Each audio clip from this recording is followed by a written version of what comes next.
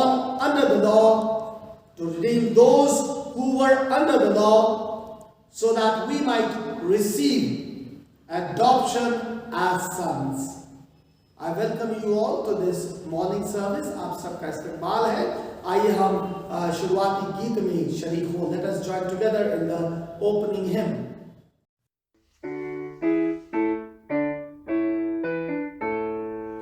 As with gladness men of old did the guiding star behold, as with joy they hail its light, leading onward, beaming bright.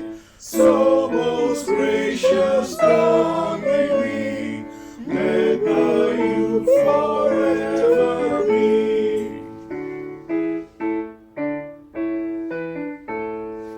As with joyful steps they sped, Savior, to your lowly bed, there to bend the knee before you whom heaven and earth adore. So may we with one accord seek forgiveness from our Lord.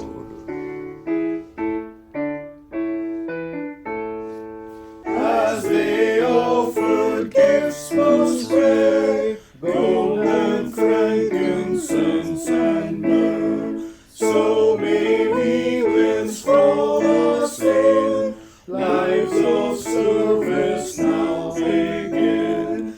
As in love our treasures bring, Christ to you our heavenly King.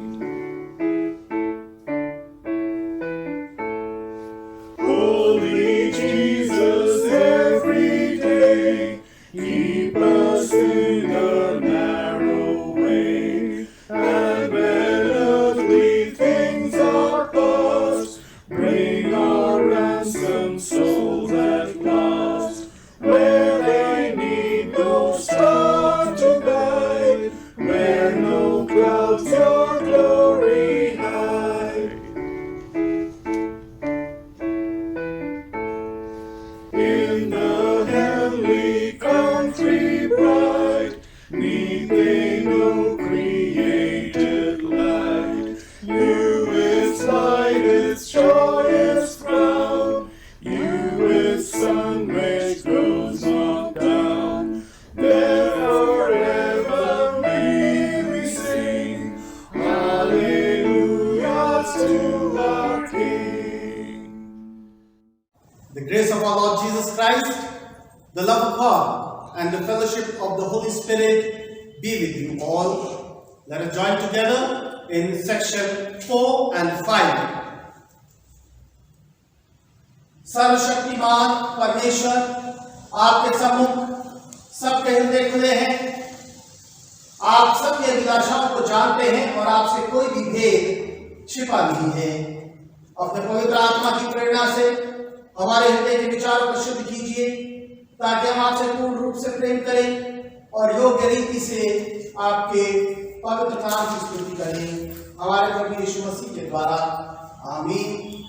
स्वर्ग में परमेश्वर की महिमा और पृथ्वी में उसके लोगों को शांति. हे प्रभु परमेश्वर, स्वर्गीय राजा, सर्वशक्तिमान पिता परमेश्वर, हम आपकी आराधना करते, आपको धन्यवाद देते और आपकी महिमा के कारण आपकी स्तुति करते हैं. हे प्रभु यीशु मसीह, परमेश्वर पिता के इकलौते पुत्र, हे प्रभु परमेश्वर, हे परमेश्वर के मेमने, आप जगत का पाप उठाने जाते हैं, हम पर दया कीजिए. आप पिता की दाहिनी ओर विराजमान हैं, हमारी प्रार्थना स्वीकार कीजिए, क्योंकि केवल आप ही पवित्र हैं, आप ही प्रभु हैं, आप ही हे यीशु मसीह पवित्र आत्मा के द्वारा परमेश्वर पिता की महिमा में परम उच्च है. आमीन. परमेश्वर के वचन में जाएंगे. We shall have the ministry of the word now. Today's first reading is taken from the book of Proverbs, chapter 8, verse 1 and verses 22 to 31. The book of Proverbs, chapter 8, verse 1, 22 to 31. Doth not wisdom cry, and understanding put forth her voice? 22. The Lord possessed me in the beginning of his way, before his works of old. I was set up from everlasting, from the beginning, or ever the earth was. When there were no depths, I was brought forth, when there were no fountains abounding with water.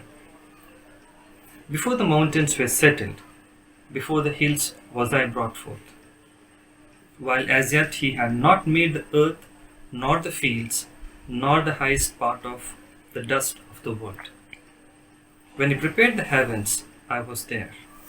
When he set a compass upon the face of the depth. When he established the clouds above. When he strengthened the fountains of the deep. When he gave to the sea his decree that the water should not pass his commandment. When he appointed the foundations of the earth. Then was I by him as one brought up with him, and I was daily his delight, rejoicing always before him. Rejoicing in the habitable part of his earth are my delights, wherewith the sons of men. This is the word of the Lord. Praise be to God. भजन संहिता उसका 34वां अध्याय 11 से 22 आयत तक।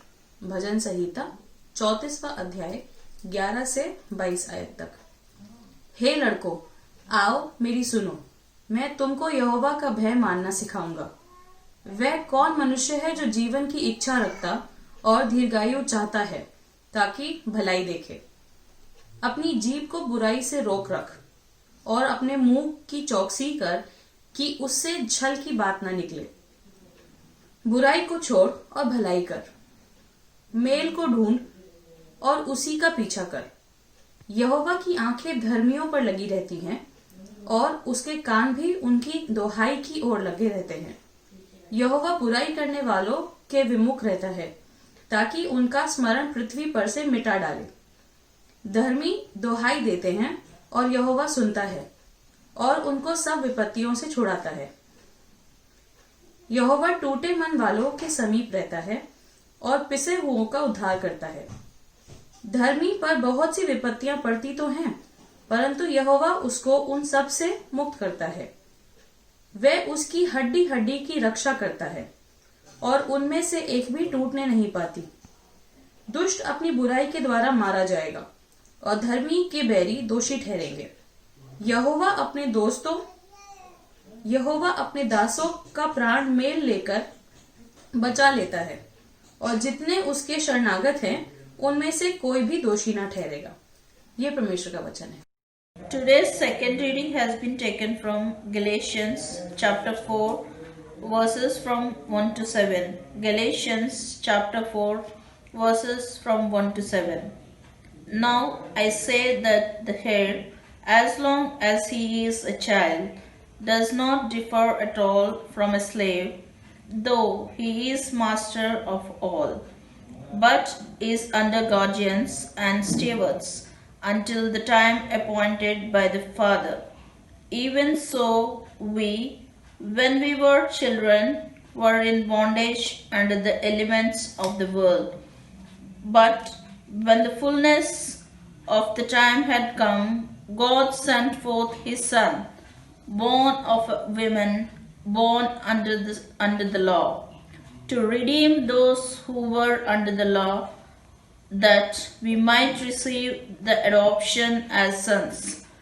And because you are sons, God has sent forth the Spirit of his Son into your hearts, crying out, Abba, Father.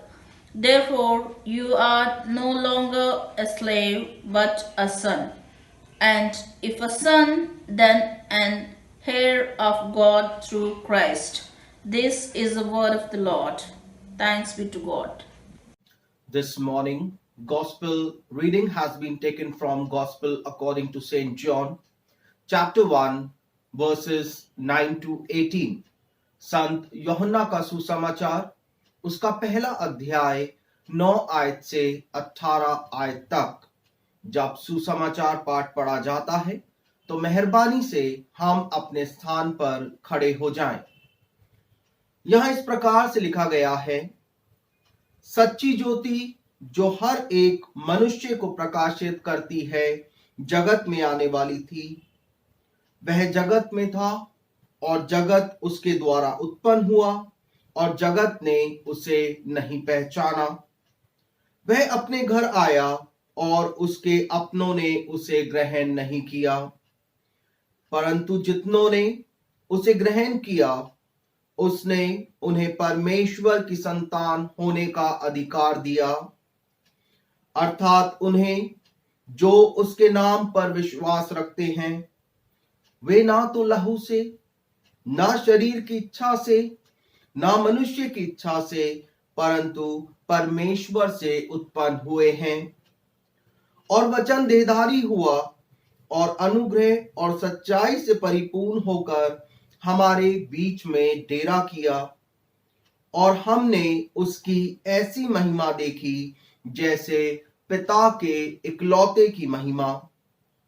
यूहन्ना ने उसके विषय में गवाही दी और पुकार कर कहा, ये वही है जिसका मैंने वर्णन किया कि जो मेरे बाद आ रहा है वह मुझसे बढ़कर है, क्योंकि वह मुझसे पहले था।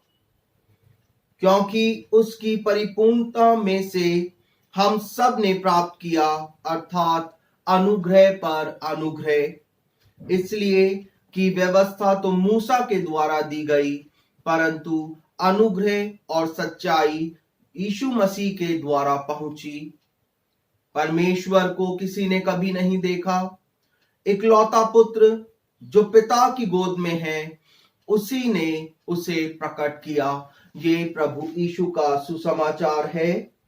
आए मसीह तेरी तमजीद हो।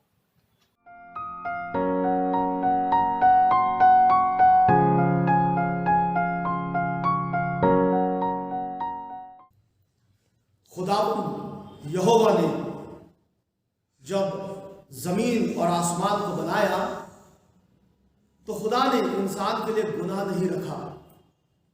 उसकी जिंदगी अवधि थी, उसे मरना नहीं था। आदम खुदा का बेटा जो खुदा की मर्जी से पैदा हुआ, शैतान ने उसको भरमाया और उसके वसीले से मौत आ गई इंसानी धरती पर। उसके बाद खुदावंद यीशु मसीह अपने लोगों के लिए नजात लेकर आया, अबदी जिंदगी लेकर आया।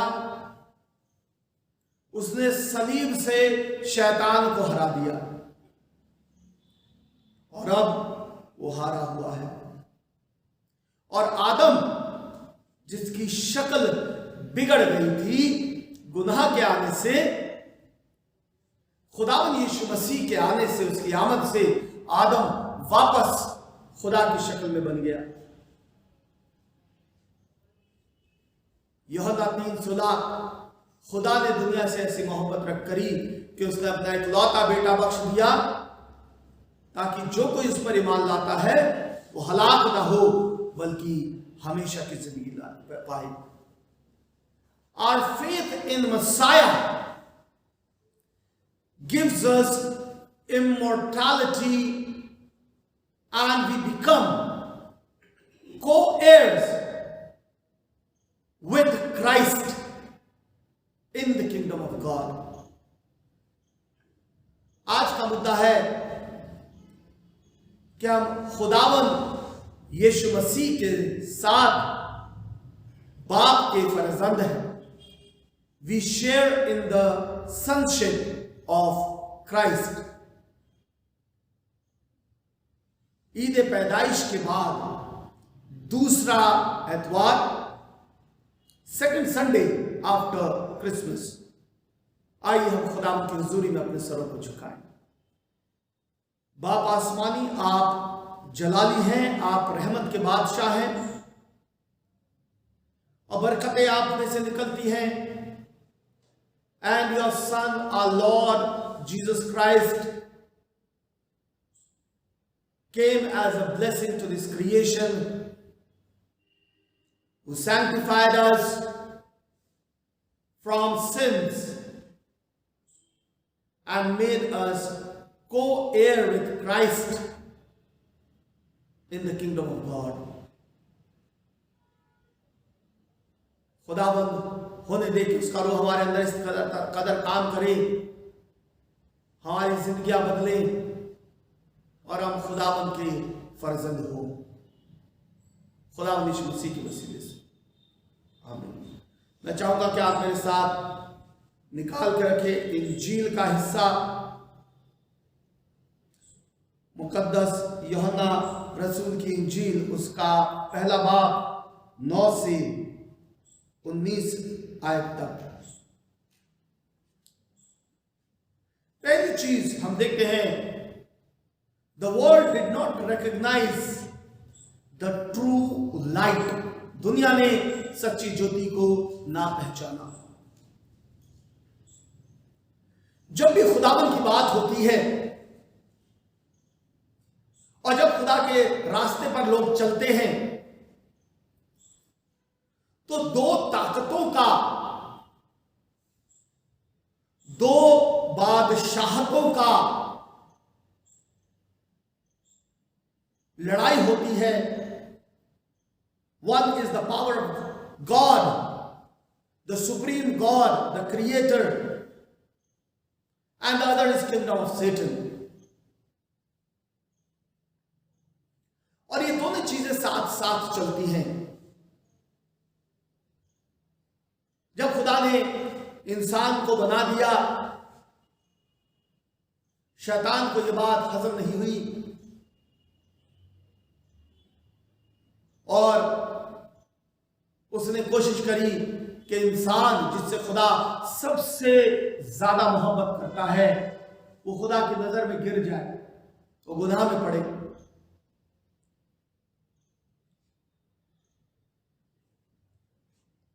शैतान ने इंसान को ऐसा गुमराह करा और ऐसा अपने कब्जे में कर लिया कि वो खुदा के रास्ते से भटकने लगा, खुदा के रास्ते से हटने लगा, और हव्वा ने वो फल खा लिया, खुदा की हुक्मों को नहीं माना, नाफरमाबरदारी, और उसके लिए मौत आ गई।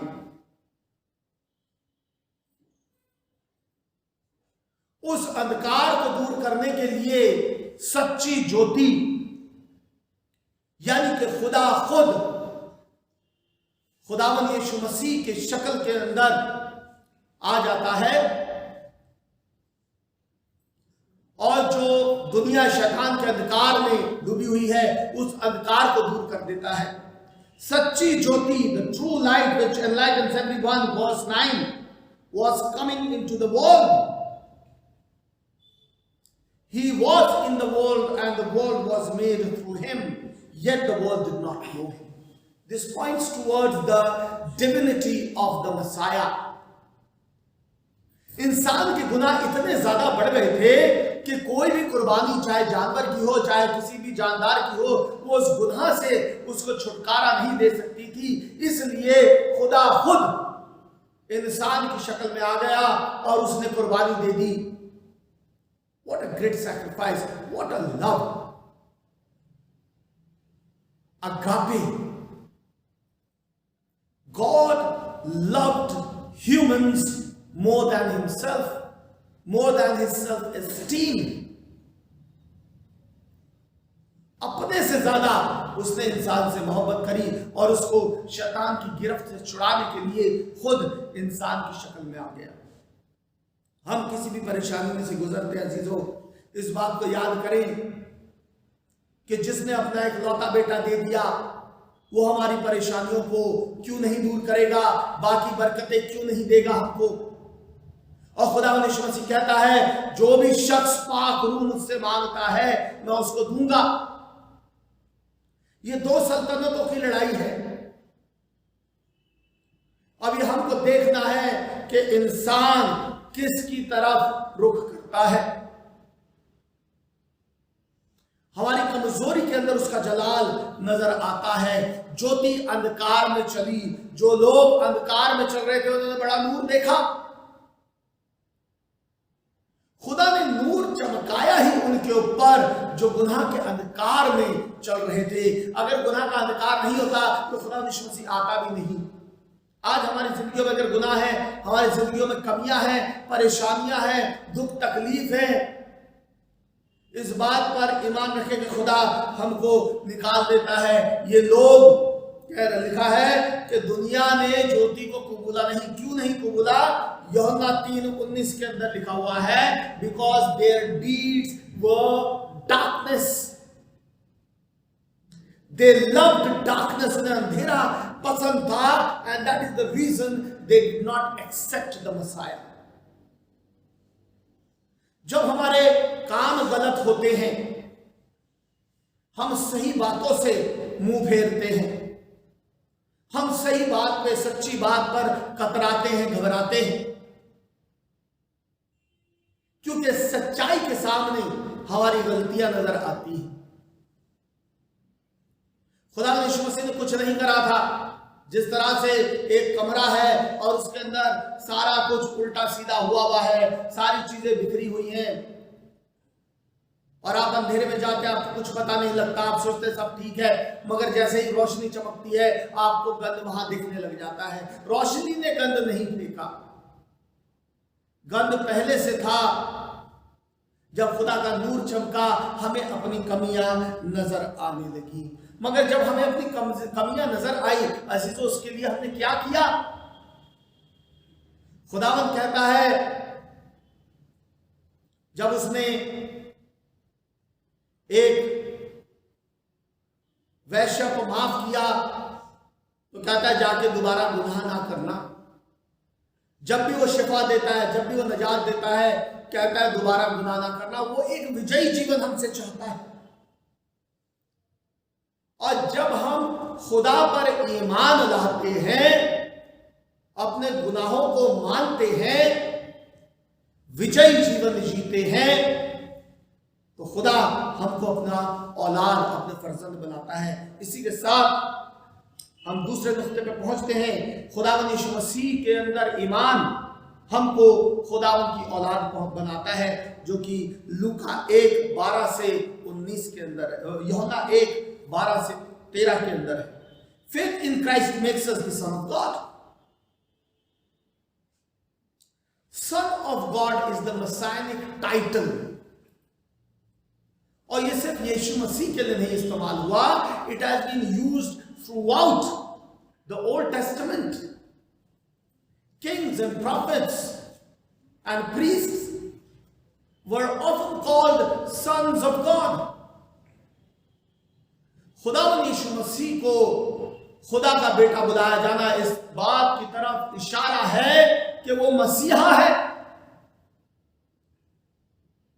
और वो मसीहा किसी एक व्यक्ति विशेष का नहीं। He is not the Messiah of a specific tribe, but he is the Messiah of the entire creation. कुल कायनात का मसीह। But to all, verse 12, but to all who did receive him, who believed in his name, he gave the right to become children of God. Who did receive him, जिसने उसको कबूला और जिसने उसके ऊपर ईमान लाया। ये दो अलग अलग बातें हैं। सिर्फ कबूलना काफी नहीं है, सच को मानना काफी नहीं है, सच को जीना जरूरी है। You have to live the truth. Paul says, speak the truth in love. The literal Greek translation, the literal Greek says, truthing in love. It means whatever you do, your actions, everything that you speak and do should be truth. It should be true and it should be done in love. कई बार हम सच्चाई तो बोलना चाहते हैं मगर मोहब्बत नहीं होती। अजीज, ऐसी सच्चाई किस काम की जब मोहब्बत नहीं निकल रही। सच्चाई के जरिए हमारे दिल के अंदर से मोहब्बत का निकलना बहुत जरूरी है। सच्चाई अगर आपको बोलनी है, इस तरह से हमें बोलनी है कि दूसरा उस सच्चाई को कबूले।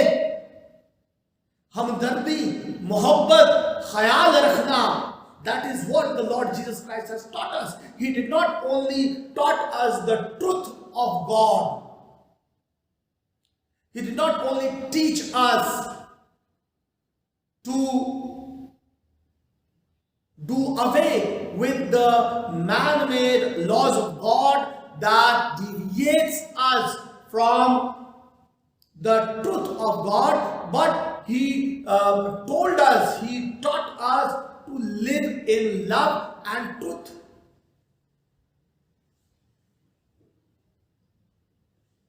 We have to live the truth. शैतान भी कलाम को जानता है, मगर वो ईमान नहीं लाता, वो उस ईमान पर चलता नहीं, उस सच्चाई पर चलता नहीं है, और यही कारण है कि वो शैतान है। अजीजों, अगर हम सच्चाई को जानते हैं और सच्चाई पर चलते नहीं, तो शैतान और हमारे अंदर क्या फर्क है? खुदा यीशु मसीह ने जब कलाम सुनाया, ना सिर्फ उसने सही गलत का भेद बताया, ना सिर्फ उसने ये बताया कि तुम गलत बात पर चल रहे हो, बल्कि उसने ये बात प्यार से समझाई।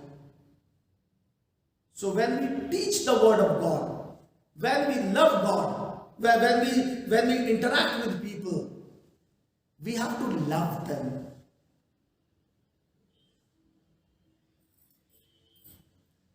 इंसान ये बात को जान के रखे कि हमारा मल्ल युद्ध, हमारी लड़ाई इंसानी ताकतों से नहीं, बल्कि शैतान और अंधकार की ताकतों से है, और इसके अंदर जीत खुदा की है, क्योंकि खुदा ने कायनात को बनाया, वही मालिक है, जीत उसी खुदा की है। और यहां लिखा है, faith in Christ makes us the son of God.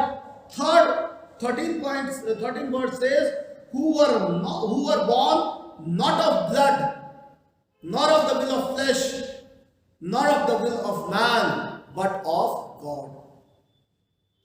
खुदा के लोग खुदा की मर्जी से पैदा होते हैं। इज़राइल जो बना, खुदा की मर्जी से बना। बाबा अब्राहम की वो उम्र नहीं थी, सारा की वो उम्र नहीं थी जो उनके औलाद हो। वो तो खुदा का रहम हुआ, खुदा की मर्जी हुई कि उनके औलाद हुई। जकरिया and Elishama were not of the age to give birth to a son, but that was the will of God, that John the Baptist, the forerunner of Messiah, was born, because he was born of the will of God.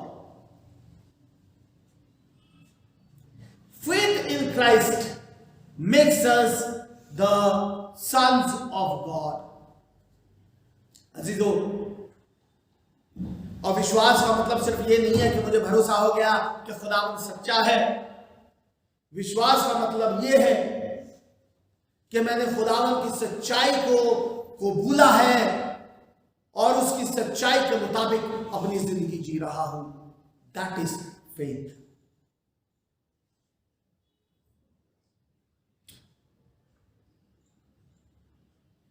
Romans chapter 4 verse 3 says that Abraham believed and it was counted to him as righteousness.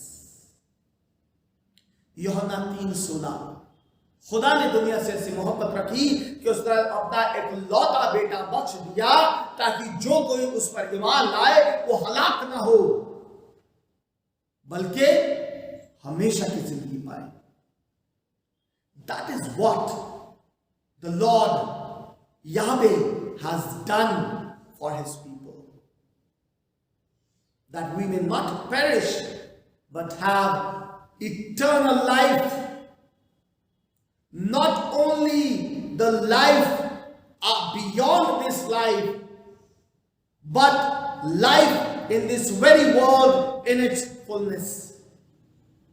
कि खुदा ने यीशु मसीह जब जमीन पर था, उसने ना सिर्फ हमारी रूहानी जरूरतें पूरी करी, बल्कि हमें जिस्मानी शफा भी दी, लोगों के लिए खाने पीने का इंतजाम भी करा. Life in its fullness comes with faith in Messiah. The widow of Sarafat,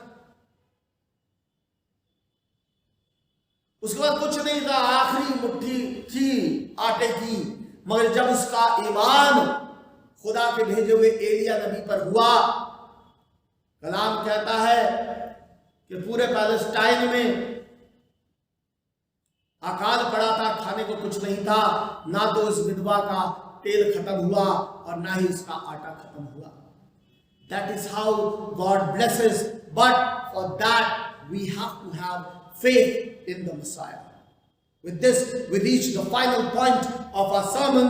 Christ opens a new era of grace.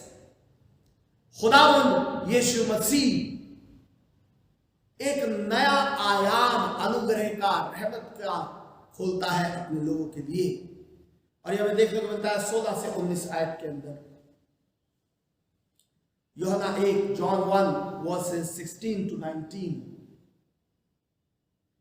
And from his fullness we have all received grace upon grace. इससे पहले अनुग्रह की बात नहीं थी. इससे पहले तो खुदा का बहुत कड़ा चेहरा हमको नजर आता है. वो खुदा जो गुनाह और गुनहगारों से नफरत करता है, वो खुदा जो मना कर देता है मूसा को कि इनके गुनाह बहुत ज्यादा है, मूसा मैं इनके साथ नहीं चल सकता, मैं नहीं जाऊंगा. ये वो खुदा है जब सीने पर्वत पर 10 हुक्म दे रहा था, या होरेब पर्वत, 2 नाम से जाना जाता है उसको. होरेब पर जब वो मूसा को 10 हुक्म दे रहा था, he had commanded them that no man should come near the mountain, even to the foothills, and that whoever would come near that mountain, God will destroy and kill that person. और यही हुआ. ये वही खुदा है जब वाचा का संदूक, the ark of the covenant, when it was coming from Palestine, तो बुलक काट थोड़ा सा लड़खड़ाया और संदूक गिरने लगा, और जिसने उसको संभालने के लिए भी हाथ लगाया वो शख्स मर गया. ये वो खुदा है जिसको देखकर नबी घबरा जाते हैं और कहते हैं कि मैं तो नापाक जबान का इंसान हूं, मैंने खुदा को देख लिया. यूहन्ना घबरा जाता है खुदा को देखकर कि मैंने तो खुदा को देख लिया, अब मैं कैसे जिंदा रहूंगा. वो खुदा इंसानी शक्ल में आ गया, अनुग्रह पर अनुग्रह, जिसने कहा कि मैं इनको सजा नहीं दूंगा, इनको माफ करूंगा, और इनकी सजा मैं अपने ऊपर ले जाऊंगा, क्योंकि खुदा को कोई नहीं बांध सकता. खुदा ने खुद अपने आप को अपने सिद्धांतों से बांध रखा है. वो उसूलों पर चलने वाला खुदा है. उसने कहा कि इनके गुनाह की कीमत तो चुकानी है, but I will pay that price. And that is the beauty of the Messiah, that he himself is the God, the creator. He himself is the lawgiver. He himself is the high priest who accepts the sacrifice, who makes the sacrifice. He himself is the God to whom sacrifice is offered. And he himself is the sacrifice that is to be offered, and then he forgives his creation. That is the era of grace. अनुग्रह पर अनुग्रह 16 आयत के अंदर बोल रहा है, grace upon grace. Because जब भी खुदा ने यीशु मसीह ने सेवकाई करी, उसने किसी पर दोष नहीं लगाया, वो माफ करता गया. यूहन्ना 7 53, John 7:53 to 8:11, वहां पर देखते हैं कि व्यभिचारिणी स्त्री, एक औरत जिना करते हुई पकड़ी गई. She was an adulterous woman. और ड्यूटरोनॉमी व्यवस्था विवरण 22 वर्स 22, चैप्टर 22 वर्स 22, वहां पर लिखा है कि कोई भी शख्स अगर जिना करता हुआ पकड़ा जाए तो उसको पत्थरवा करके जान से खत्म कर दिया जाए. But the Lord Jesus Christ stepped in. और उसने कहा, पहला पत्थर वो उठाए जिसने कोई गुनाह न करा. God explained the laws to his creation. And that is the reason he said, I did not come to nullify the law, but to fulfill it. एक औरत जिसके 12 साल से लहू बह रहा था, लूका रसूल की इंजील चैप्टर 8 वर्सेस 43 to 48, वो आती है और खुदा यीशु मसीह को छू कर नजात पा लेती. भीड़ में से उसने खुदा यीशु मसीह को छू लिया. भीड़ तो गिरी जा रही है यीशु मसीह के ऊपर.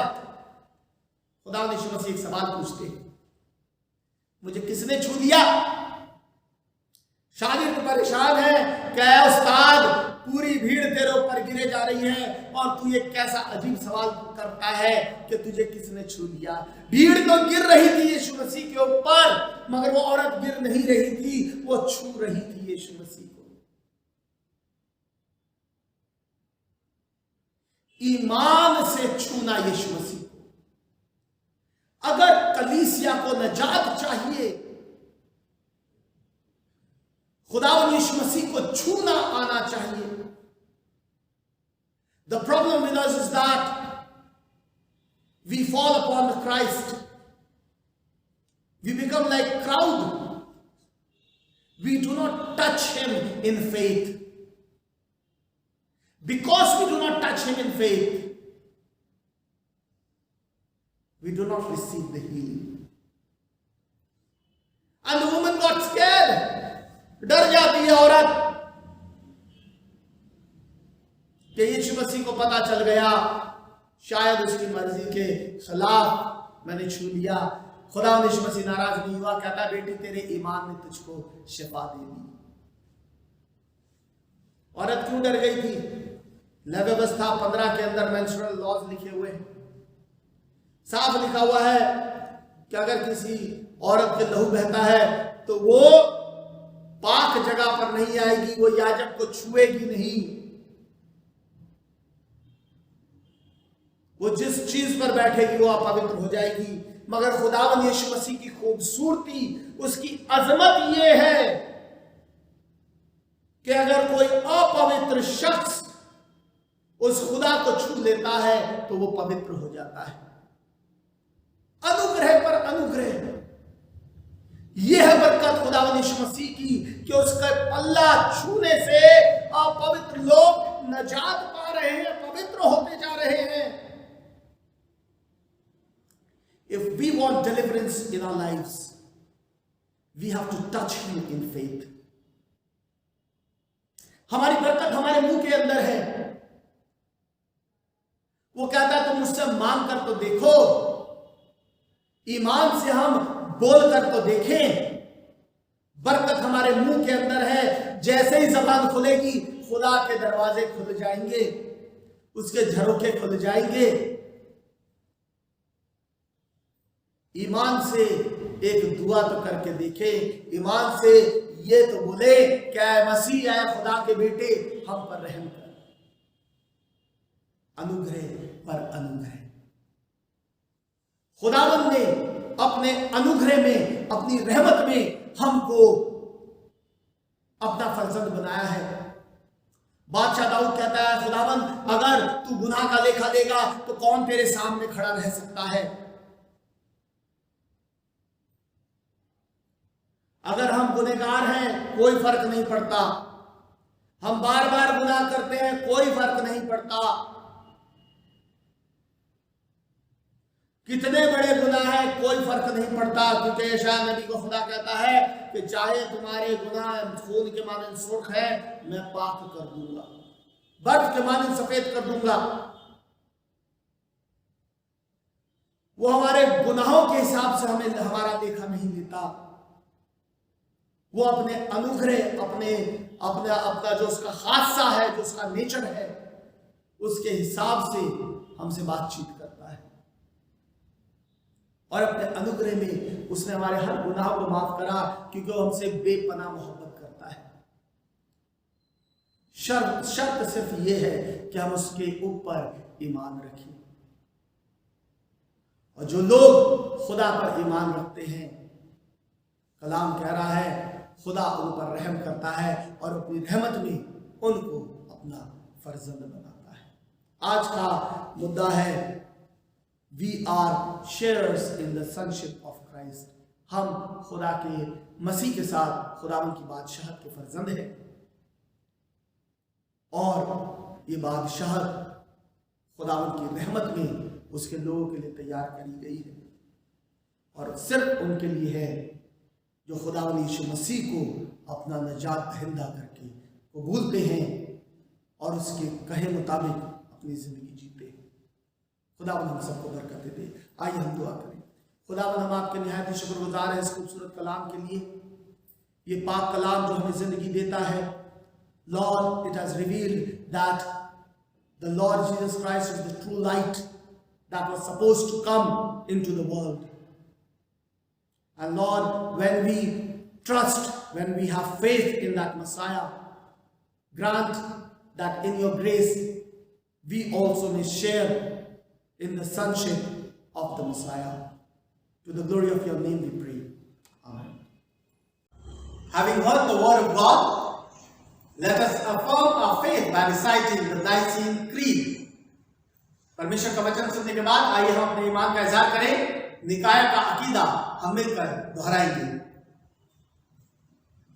We believe in one God, the Father, the Almighty, maker of heaven and earth, of all that is seen and unseen. We believe in one Lord Jesus Christ, the only Son of God, eternally begotten of the Father, God from God, light from light, true God from true God, begotten not made, one indeed with the Father. Through him all things were made. For us men and for our salvation, he came down from heaven by the power of the Holy Spirit. He was born of the Virgin Mary and became man. For our sake he was crucified under Pontius Pilate. He suffered, died, and was buried. On the third day he rose again. In fulfillment of the Scriptures, he ascended into heaven and is seated at the right hand of the Father. He will come again in glory to judge the living and the dead, and his kingdom will have no end. We believe in the Holy Spirit, the Lord, the giver of life, who proceeds from the Father and the Son. With the Father and the Son he is worshipped and glorified. He has spoken through the prophets. We believe in one holy Catholic and Apostolic Church. We acknowledge one baptism for the forgiveness of sins. We look for the resurrection of the dead and the life of the world to come. Amen. Let us remember Deuteronomy 2:7. The Lord your God has blessed all the works of your hand, and look to the Lord in prayer as we look forward to this new year. Heavenly Father, we thank you, Lord, we bless you and we worship you for being with us throughout the last year, and we are so grateful that we are alive, and we are hoping for your continued presence and grace with us as we begin this new year. Lord, last year was difficult for so many of us, but you sustained us, you held us, you comforted us, and you guided us through it all. Lord, we realized that we need you much, much more than ever, and without you, nothing was possible, nothing can prosper. Without your presence, we are nothing, Lord. Help us to remember this as we once more this year plan what we need to do. Show us the path forward, Lord. Help us to choose ways that are pleasing to you. Help us to do deeds that you would wish us to do. Help us to remember that our road to success should be aligned with your wish for us. And help us to clearly see what we ought to do with the help of your word, Lord. Help us to be bound to your teachings through your word, through the scriptures. Help us to be an example for people who are younger than us, so that the new generation will continue following Jesus, continue following our Redeemer who laid down his life for us. Even if we live in the middle of a world that is at times quite sinful, help us to not sin. Wherever we are, Lord, help us to be true Christians. Help us to understand the meaning of being a person who is a follower of Christ. We ask this prayer, Lord, in the precious name of your Son, our Savior, Jesus Christ. Amen. ऐ हमारे बाप, तू जो आसमान में है, तेरा नाम पाक माना जाए, तेरी बादशाहत आए। ऐ हमारे बाप, जैसे तेरी मर्जी आसमान में पूरी होती, ऐसे ही तेरी मर्जी जगत में पूरी हो जाए। ऐ हमारे बाप, रोज की रोटी हमारी आज तो हमको दे दे, जीवन की रोटी तू है, वो ही हमारा बल है। ऐ हमारे बाप, जिस तरह हम अपने अपराधी को माफ करते, उसी तरह तो हमारे अपराधों को माफ कर दे। ऐ हमारे बाप, हमें आज़माइशों में जाने तू ना देना, बल्कि बुराई से बचा,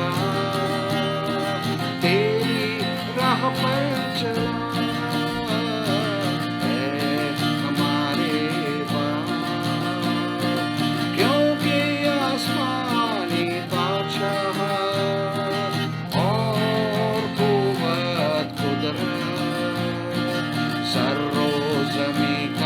जलाल है, हमेशा तेरा रहेगा, हमेशा तेरा।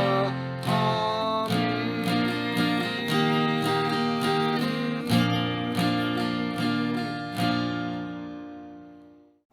May the light of Christ, the Lord, shine in your hearts and minds, that you may see his glory.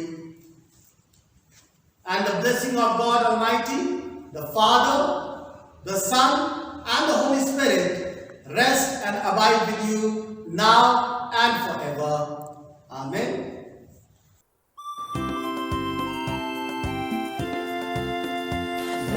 यीशु के साथ मैं चलूंगा, दिन रात उसके पीछे मैं चलूंगा, पीछे चलूंगा कदम पाऊंगा, यीशु मेरा मंजिल मसला।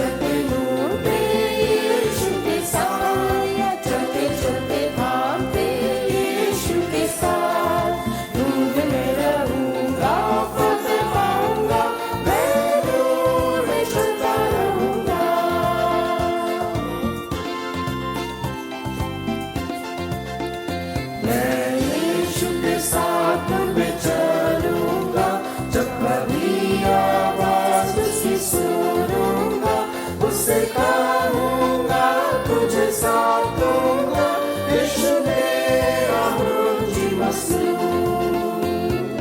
चलते चलते नूर में यीशु के साथ, चलते चलते भागते यीशु के साथ, नूर में मैं रहूंगा, फतह पाऊंगा, मैं नूर में चलता रहूंगा।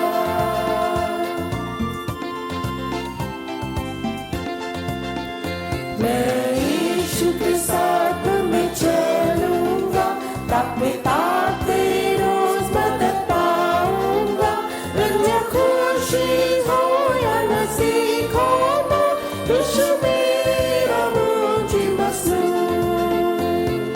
चलते चलते नूर में यीशु के साथ, चलते चलते भागते यीशु के साथ, नूर में मैं रहूंगा, फतह पाऊंगा, मैं नूर में चलता रहूंगा।